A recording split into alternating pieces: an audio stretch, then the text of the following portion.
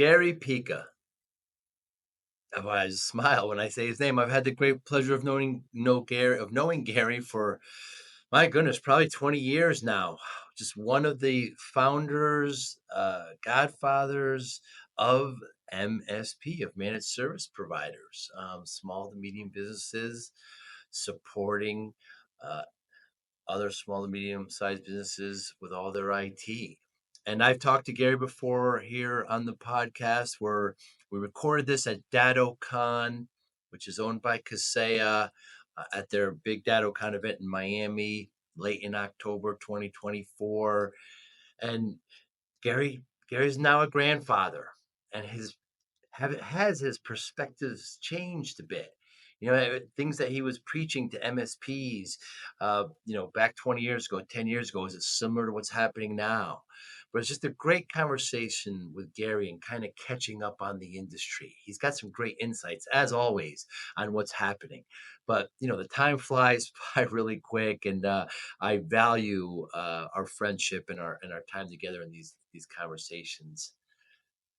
Gary Pica. Thanks for listening. Hi, I'm Joey Pinz, and here's my 45-second introduction.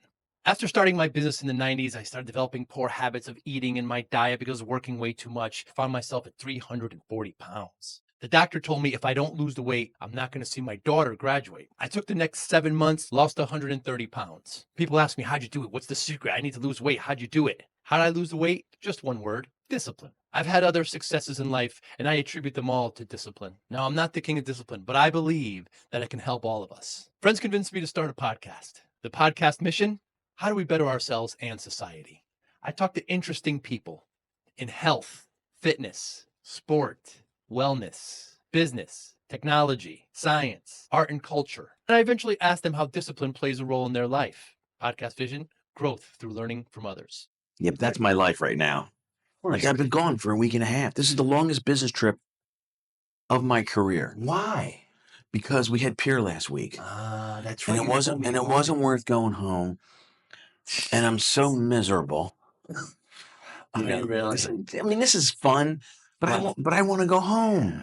Yeah, Gary. I miss home. Yeah, and you're still spending time in Florida. Not after Christmas we start going to Naples. Yeah. How about you? You spend time I there. moved to Tampa. You moved. You don't even have your place up there. I moved. How do you like it? Move. I like it, but I don't like the winters anymore. I just want one place. I got a lot of friends in Tampa. What about the summer? Summer was hot. Yeah. But I play golf early in the morning. I play tennis in the evening. Yeah. It's not bad. How's guitar?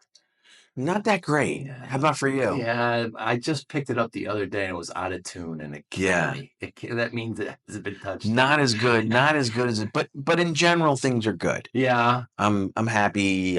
I got my arms around, like, the different career things I'm doing. They're not overwhelming, and they're good. Yeah.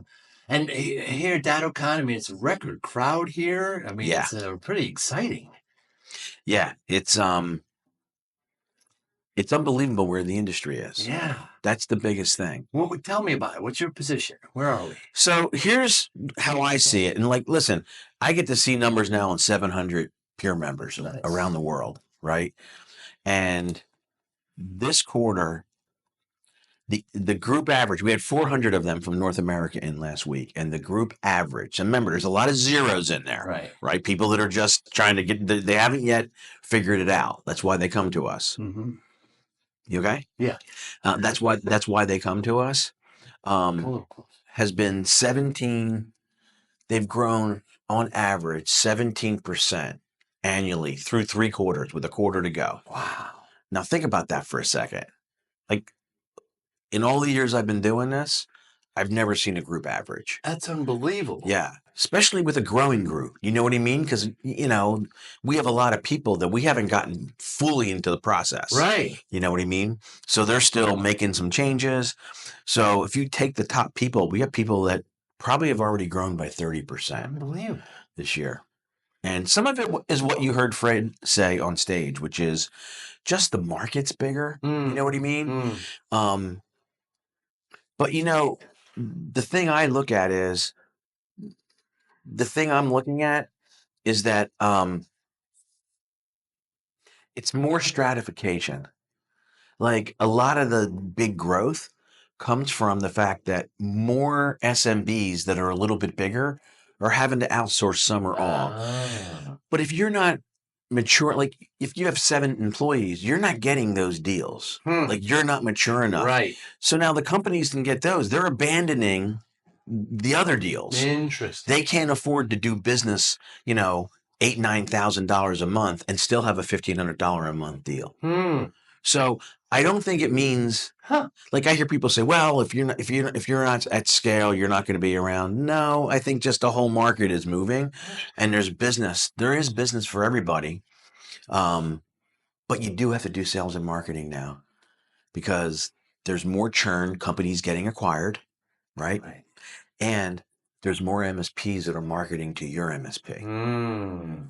So if you don't have a full offering, if you don't have a full stack, if you don't have all the right compliance services, and someone knocks on the door and asks the right questions, you could be out. But it's interesting that there's a trickle down effect, it seems. So as the MSPs get larger, they can't handle those. They don't want to handle the smaller deals. So those ones that are emerging can handle. Yes. It.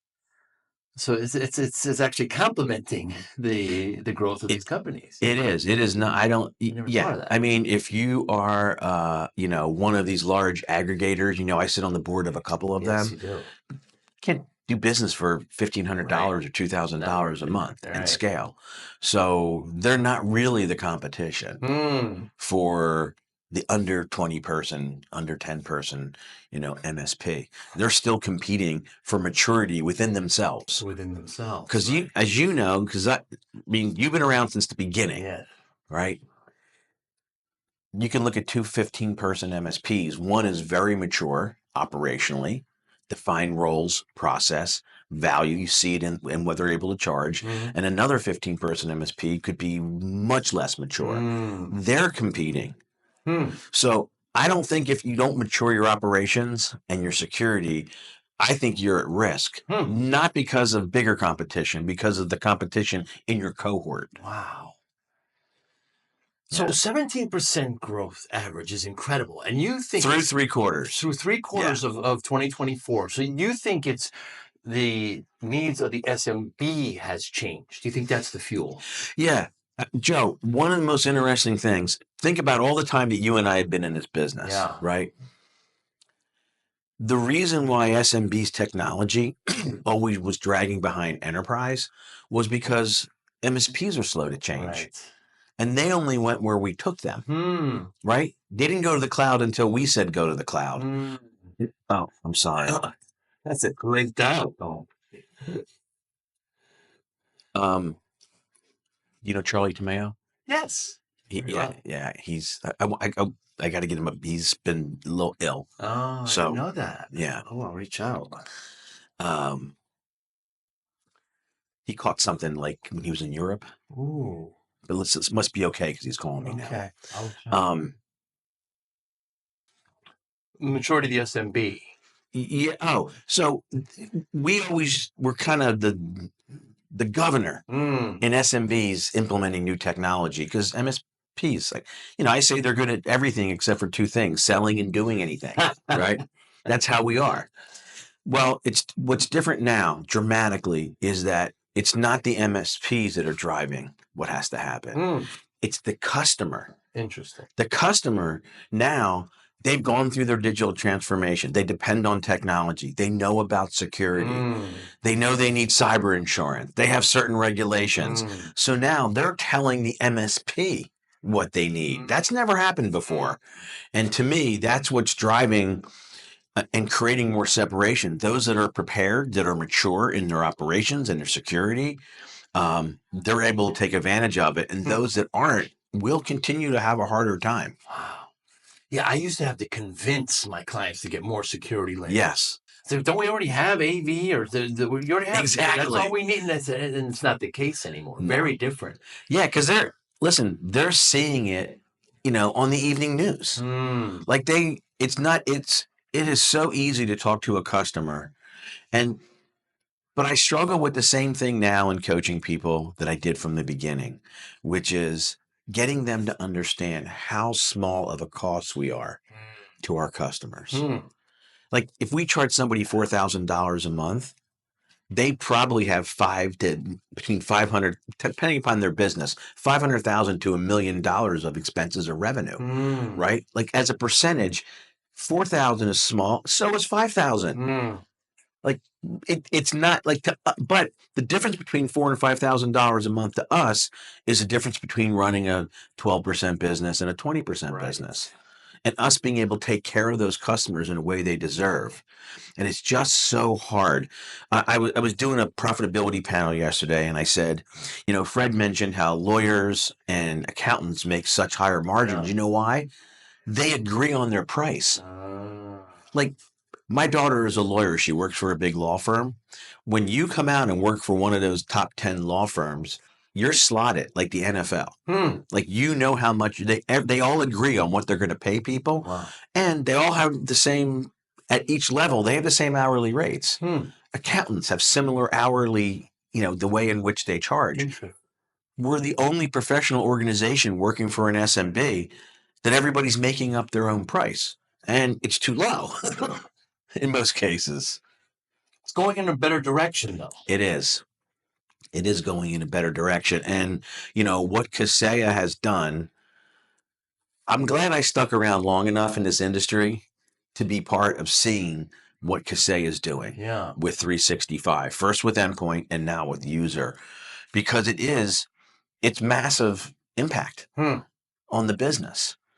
I have a session this afternoon on packaging and pricing, and I'm going to go through the actual math of a $2 million MSP and show how they can increase their enterprise value by 1.6 million. Economics. Yeah. And is another reason why MSPs are this incredible growth rate it's happening is the maturity of the tools as well? I feel like they're stabilizing. Like, so now Kaseya has taken, the user and the endpoint done. Right. Like it's not the thing anymore. So now they can spend time on some of the emerging technologies that are out there. They're using 35 tools on average. Right. Is that the number? Yeah, we just did a survey of like 500 MSPs, right? So now, if you're 500 person or 600 person MSP and you have multiple people in vendor management and you have, 8 people in security, 6 people in running your tools, that's not an issue. Wow. But if you have 10 employees and you have the same amount of tools and no vendor management and one person, maybe half a person who's managing, it's an issue. So I think simplifying that tool stack, really important. So what we see is people have 35 tools, and when we were going through the endpoint exercise and I was talking to people for the original K365, most people had 1,000 RMMs and like 400 MDRs. Like, well, why don't you have 1,000 of both? What do you think they said? Too expensive? Yeah, they couldn't get their customers, didn't see the value in it. And I'm like, well, now you can include it. Yeah, now you can include it. Are most MSPs overtooled? 35 too much? I think so. Yeah. I think they are overtooled. But what's funny is they're overtooled, but they're not delivering the core most important things to every customer. Like how about we deliver everything everywhere and then add tools that we're going to actually use? I think would be the better. Yeah, and the same thing I saw with MDR with this release and SaaS alerts, same thing with CDR, Cloud Detect and Response. Right. Not enough people have it. And to me, they're really anchors. Having MDR everywhere on the endpoint and CDR everywhere for users. Like if I'm an MSP, that's non-negotiable. More than a feature or two in one product or the other. I think the best product is the one you have everywhere. When you first started True Methods, Gary, and I would listen to you and Bob on, and then those wave files in my car, and it was a discussion of rates and how Yeah. much to charge per person. And is it still that struggle? Oh my God, yes. So nothing's I changed as can far as tell I'm you when concerned. people come into our program and I go into the room for the first time, it's the same.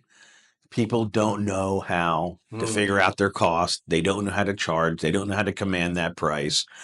If you would, do you remember back in the early IT Nation days, I would do packaging and pricing, and the fire marshal would be telling people to leave. And I'm like, Yes, well, crowded. I'll do this for a year or two, and then they'll figure that out. We'll move on to the next Yeah. thing. Here it is, right? Like that was probably 2009. Here it is 15 years later. Yeah. I'm doing packaging and pricing. Now the content is different, Right. and it's more complex. But where MSPs are trying to figure out how to match up what they charge with their costs Mm. is the same. I think it's more complex now Hmm. because on the labor side we have more governance, more things we have to do, and on the tool side it's more complex. So I think it's harder, not easier. But yeah, I would never have believed it if you told me that. It absolutely is crazy. And most of the MSPs are tech led, right? You have this really smart engineer who's good at a few things. So they start Yes. a company and they lack skills in sales and marketing. I mean, in the 90s, Gary, I hired a salesperson and handed him the yellow pages, right? I was Yeah. guilty of it as anybody, and You better tell some people what the yellow pages are. yeah, it's kind of like Instagram, but on paper. Yeah, exactly. Yeah. But just for business. And then I had to learn, right? I had to learn the hard Right. way, your program, True Methods, and join the peer. The peer group was the biggest change for me. Yeah. Right. It's wonderful. And I've been to many of yours too. Just to be able to be in a group with your peers makes all the difference. Absolutely. I don't know how you can figure this business out and stay up on it right now in your office. Right. I always tell people there's a lot of places you can look for answers, but I know one place you'll never find the answers you want, and that's inside a service ticket. It was amazing when I discovered how I could work on the business better when I was away from it. Yeah. And you know what I've learned in watching so many people, ascend and, I've been lucky enough in the past couple of years to watch a lot of my early members, exit their business in a really positive way for them and their teams. It's amazing to see who they've become, and what it's done to their self-image. But all of them in the beginning have the same thing. If you started from the technical side, your thing is, well, that's why I did this. That's what I like. That's what I'm good at. And that's really an excuse to get you from doing things that you think you may fail at. There isn't one person who's ascended from technical leader to a true business leader who doesn't like that job better. Have you met anyone who's made that? They like their job and their life way better, and they've been able to make their team better because of it. Because if you don't make that transition, your team is stuck. Yes. And we've also been around this industry long enough to know that I'm watching a lot of people that you and I have known for many years. Now they're later in life. Their MSP is exactly where it was. Yeah. They don't really want to grind it out anymore, but they don't have the financial choices. And it's really hard, to watch. Yeah. And so what I try to tell like younger people is you have a choice, but you got to make it now. And everybody has the opportunity right now in this business. You don't have to be the biggest business, but if you put the right framework in place and you do the right things as a leader, you'll have a business that will grow in intrinsic value and you'll achieve a level of financial independence. And if you don't do that, you can't help your key team members. Like you can't give somebody something you don't have. Right. And when I ask that question in most sessions, how many of you have people that have been with you long term that you care about how it turns out for them? They almost all raise their hand. Yeah. Like we don't get here without having key people, right? I have people that have been with me through 2 businesses for 25 years. I care a lot about how it turns out for them. But if I can't reach a level of financial independence, I can't help them reach their financial goals. I remember when we did our a third or fourth acquisition, and we were up to I don't know, like 40 employees or something, and we had a picnic. And I remember meeting people's kids and grandkids, and thinking to myself, what have I done? Yes. I started this thing in my father's garage, and now there's grandkids depending on me, and it scared me. And I remember like going back to the office that night thinking, wow, I've really got to do something here. And it's people have like these moments where they realize that you've got to keep yourself in check, like you said, in order to help everybody. Yeah, the stories I've heard both, through my time in, training and peer and mentoring on both sides, like where people were and their struggles. Same as you, I feel that like that's one of the reasons I'm still here. I feel that responsibility.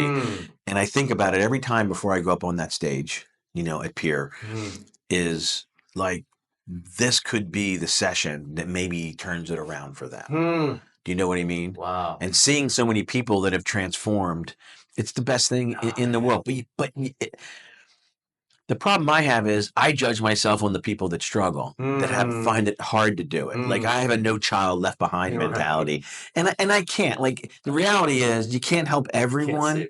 Do you know what I mean? Because some people, it's so deep rooted. Their self image and their self limiting beliefs are so deep rooted in their past that it takes more than an MSP person, to get them there. But we do try to make that part of the group for them to be able to look at each other and really ask each other, why hasn't your business or why haven't you fulfilled your potential after this amount of time? And really teach each other to dig for those personal answers so that they can help lift each other up. I feel like that's really now what my job is. Not so much the True Methods framework. They can go watch videos for that. They don't need me, but that doesn't ensure that they reach their potential. It's these other more personal things. Hope, raising your expectations about what's possible. Do you know what I mean? It's wonderful. I had an MSP come up to me here yesterday and said, I want to thank you. And I said, I had a dashboard for ConnectWise. Yeah. It was doing well, and then I got advertisers, so I ended up giving it away. I was making more money giving it away. And he said to me, we started our MSP in 2017, I think he said, and we couldn't afford anything. And we used your tool, and it was free, and it was on every monitor, and it helped us grow. And after 3 years, we moved to something else. But without looking at those numbers the way we could, we wouldn't have been where we are now. How does that make you feel? Oh, it's unbelievable. So I said, tell me more about the MSP. He says, well, I'm the founder, but I stepped aside and I hired a CEO. I said, that actually makes me a little bit. The founders of Google don't get enough credit. And at one particular point, they stepped aside and said, we need to have a CEO here in order to grow this company. Yeah. I mean, it takes a lot of maturity. I mean, it's your baby. I wonder how many MSPs listening now would actually let that go because they want to be a technical person. They want to continue that, and they just don't want to run the company. They find that they're not good at it. I feel like it's baby steps. I feel like every leader at some point when the company is growing, I know with my first MSP, I put that company on my back. There was a time when it changed and I was standing in the way because I was holding on to too many things. And I didn't realize it when it happened. Right. Do you know what I mean? So I think to getting to that ultimate where you have a CEO, it is like, I'm going to let go of this area. I'm going to put a leader in place. I'm going to put metrics in place, the right meeting rhythm and reporting structure. And I'm going to stay out of it. I'm not going to be prescriptive as long as they can get in or around those results. And if you don't learn to do that in different areas and only hold the part, and I always tell people, if you're a $2 million MSP and you want to be a $4 or $5 million MSP, sit down with a leader of a $4 or $5 million MSP and ask them what their responsibility is and how they spend their day. And then see how that's different than how you spend your day and start getting rid of those things. Because if you don't become a $5 million, and if you're 5 and you want to be 10 million, and that's why like you hit these, I call them impact zones. You know, people that got to a certain point never got past it. They got to 1.5 million or 2, or they got to 5. 10 million's a big one. Like that's where MSPs go to die because so much has to change from a leadership standpoint. And you know, you and your team don't change fast enough. And that's the responsibility of a leader, is to be the person who says the first thing that has to change if we're going to hit our goals, those numbers, is me. I can't be the same person in a year, Hmm. and I can't do the same things. And I'm going to have to let go of some things that I can do better than other people, but they can do it good enough. And half the time, because they work full time on it and they have process, it actually is better. Right.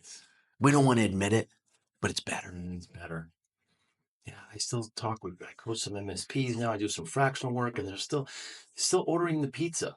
Yeah. I mean, come on, you don't need to, it's very different. It's frustrating. It's frustrating. But it's a hard lesson. We had to all go through it. Yes. And it's a hard lesson to learn. We have them try to see other examples Mm. to make them feel that way, and try to simplify the business. That's what the True Methods Framework and Peaconomics is about. That's what Kaseya is doing with 365. The main thing is it's simplifying the business. 2 SKUs, $3.99 and $2.79 for all of that. Most people are saving, $10 to $20 a seat. Like, so what else can we simplify? Because there's other complexities coming. Security's been one. We're starting to simplify that. Now there's other governance and compliance, automation, BI, that still is at the edges. We have to spend our time thinking about getting there first. And then in maybe 5 or 10 years, we'll simplify that.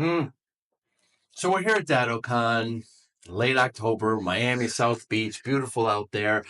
5,000 attendees here. Yeah. What's your message to the attendees, to the MSPs? My message is, this is the best time in history to be an MSP for 15 or 20% of you. Right? So the opportunity is there for everyone. But if you really want to take advantage of the most amazing market that there's ever been, like exponentially, you got to run a better business. You have to operationally become mature from a security standpoint. Your offering has to be complete. Your value proposition has to be strong to command the right price. If you can do those basic blocking and tackling, literally the room for error right now is the biggest it's ever been. It's a great time for 15 to 20% of you. 1 out of 5. Yeah. And it'll be okay for the rest. Right. You know what I mean? But like in terms of really being able to do something that you dreamed of when you start your business that didn't happen, this is the time. And if you haven't done it, please know that it's you and nothing else. It's not the competition. It's not the market. It's not your vendors. It's not your team. It's you. Yeah. And if you can start there, you can have the same opportunity. We're your new grandfather. It is just a great time. Is there anything in the last month or so, Gary, that you've changed your mind on?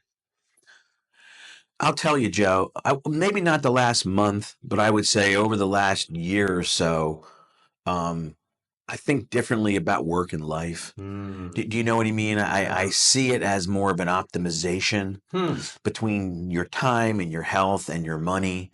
And if you think about those things, time is the scarcest thing. It moves. We can't store up any of it. Health, we can extend it to a point. Right. But time, over time, you're not able to do the same things. Money's infinite. We can have as much or as little of it. Like there's an unlimited amount of money in the world. And unfortunately, I think sometimes, the advice that I give my son and my daughters on how to operate isn't the same advice that I took, which is just to put my head down when I was young and save every single dime. Grind. And turns out I didn't have to save every dime. I got to my peak earning years and it worked out fine, and they will too. So I'm trying to teach them, work hard, but prioritize your life and your family at all stages, because you're never going to have 30-year-old health or 40-year-old health again. You only get it one time. And so I try to encourage them, more experiences, say yes to more things. And it's just not the way, I think you're the same way. It's not the way that we were raised. No. My parents grew up in the Depression. And so I was not raised in that way. I'm lucky enough that I've learned it over time. And you can have both, man. You can have a great career. You can have financial independence. And you can be present and say yes to more things around experiences. So, you know, my health story, I was up to 340 pounds after running the MSP. In fact, I remember being at one of your events and I was speaking and you said, hold on a second, Joe, tell everybody about. Yes. Yeah. So I lost 130 pounds and people ask me how. I always say discipline. Now, I asked you when we spoke on camera a couple of years ago when we did our first conversation. I wonder now that things have changed, your grandfather, how does discipline play a role in your life now? I don't think it really changes, Joe. Interesting. I just think what you aim your discipline at is the only thing that changes. Mm. You know, I aimed it directly at I always put my family first. That was easy. That didn't take a lot of self-discipline. Mm. You know, I went to events, got on that plane and got back to my family my whole life. Yeah. But I spent so much of it on my business. And it didn't leave a lot for other things. I could have exercised more. Mm. Played a few more rounds of golf, picked up the guitar, those kind of things. And so now I'm just kind of shifting it to different things. But it is what defines it's what defines what I see people in my coaching program, the level of discipline. And that's really part of it is like you set expectations. And to me, the only way to develop discipline is accountability. And accountability comes through however you need to do it, tracking things at a detailed level. It comes from having accountabilities from others, whether it's a peer group, family, friends. Like external accountability is much stronger. And then I think it's a muscle, right?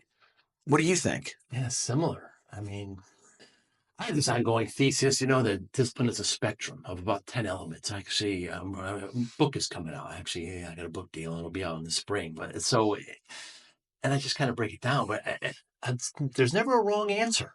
And it can constantly change, right? And discipline is just a kind of trigger word for some people. Some people are like, very militant. I don't want anything to do with it. In fact, when I have musicians on, sometimes there's pushback. I don't want any discipline. And I said, well, to have command of your instrument, there's got to be some level of kind of, and of course, I don't want to make an argument. I think it's there and we just see it in different lights. But if you're anything, like think of what you're talking about, people in music. If most of them that are successful have a tremendous amount of They discipline need it, yeah. because it's a business. Right, it is a business. They have to know how to promote themselves. They have to know how to put themselves into that creative time and space where they can create. Like, I don't think most people, if all you want to do is your art and that's all you care about, then that's fine. But I think moving forward in anything, creativity, business, relationships, it doesn't matter. If you don't have some level of discipline, I don't think you can move anything forward. And I might have mentioned this when we did the podcast.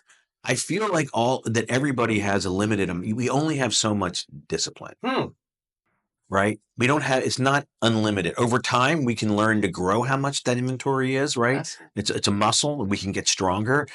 But I hear people say, this year, I'm going to work harder, spend more time with my kids and play more golf. I'm like, no, you're not.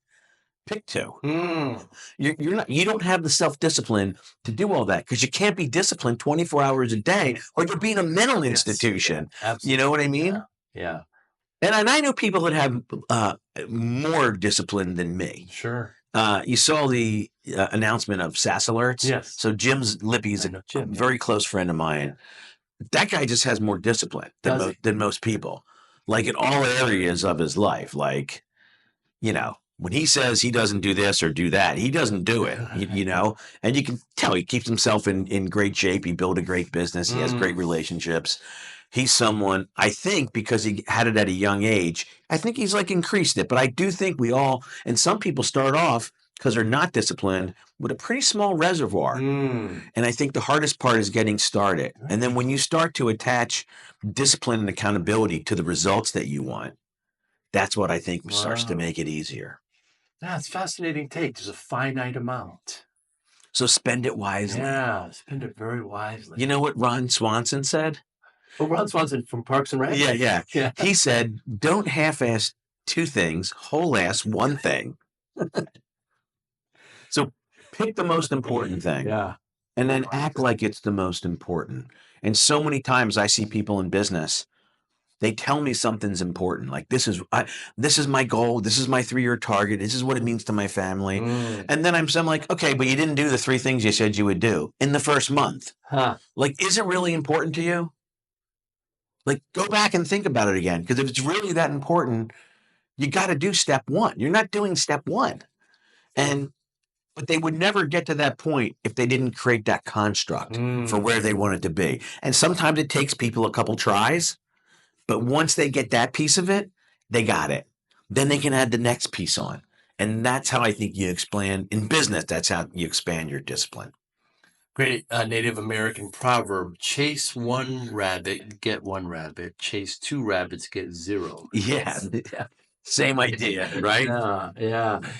Yeah, I think it's more for your time. The MSP community is better with you in it. I appreciate that, man. 100% true. I know I'm better because of the MSP community. It's been so good to me. I'm so thankful it's turned out this way. I never would have thought that it would have turned out this way. And it's wonderful. And you have a beautiful, beautiful granddaughter. Thank you. Congratulations, Gary. I'll talk to you soon. Thank you so much. Awesome. Thanks, Joe. Thank you for listening and or viewing Joey Pinz Discipline Conversations. Please share this episode with 1 or 2 of your friends who you think may benefit from the episode. Our website, www.joeypinz.com.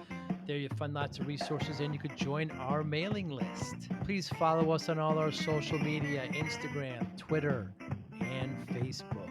Podcast information, the video version of our podcast is on YouTube. Please subscribe.